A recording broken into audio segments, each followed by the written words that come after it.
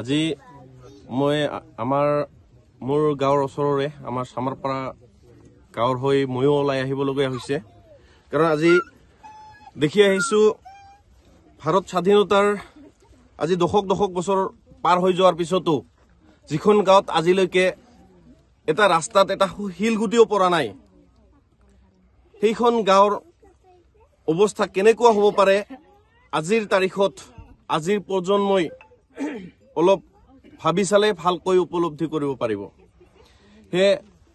গাঁওবাসীৰ হৈ ময়ো ওলাই আহিবলগীয়া হৈছে প্ৰতিবাদত তো এইখিনিতে মই আমাৰ অসমৰ সুদক্ষ মুখ্যমন্ত্ৰী ডক্টৰ হিমন্ত বিশ্ব শৰ্মা ছাৰকো মই আহ্বান জনাম যেন এইখন গাঁও আসলতে এইখন গাঁও হ'ল বিটিআৰৰ অন্তৰ্গত কোকৰাঝাৰ ৰাজচক্ৰৰ অন্তৰ্গত হয় এইখন গাঁৱত আমাৰ 100% কোচ ৰাজবংশী হয় আৰু সেইভাবে হয়তো আমি ভাবিব লগা হৈছে যে সেইভাবে হয়তো আমাৰ এই ৰাস্তাৰ কোনো ডেভেলপ নাই গাঁওখনৰ কোনো শৈক্ষিক ডেভেলপ নাই বা এম্বুলেন্স সেৱাৰ কোনো ব্যৱস্থা নাই আপোনালোকে আহিলে দেখা পাব এইখন গাঁৱত য'ত নেকি বাৰিষাৰ দিনত এখন সাইকেল এইফালেদি এইখন গাঁৱৰ মাজেদি অহা যোৱা কৰিব নোৱাৰে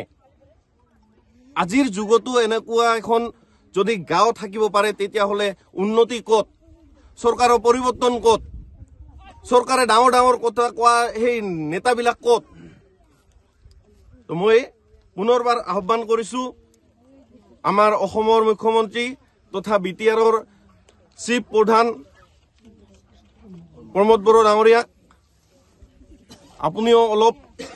যেন চকু দি এইখন গাঁৱৰ ভৱিষ্যতৰ যেটো যাতায়াতৰ ব্যৱস্থা শৈক্ষিক ব্যৱস্থা